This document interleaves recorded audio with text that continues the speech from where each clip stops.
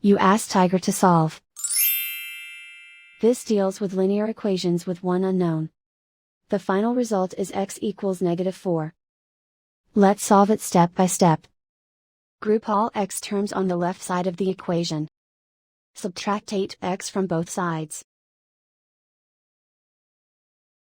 Group like terms. Simplify the arithmetic.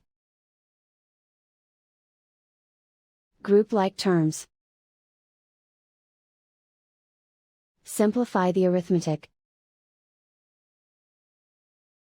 Group all constants on the right side of the equation.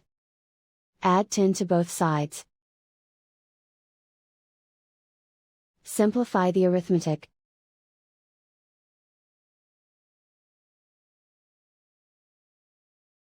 And so the final result is x equals -4.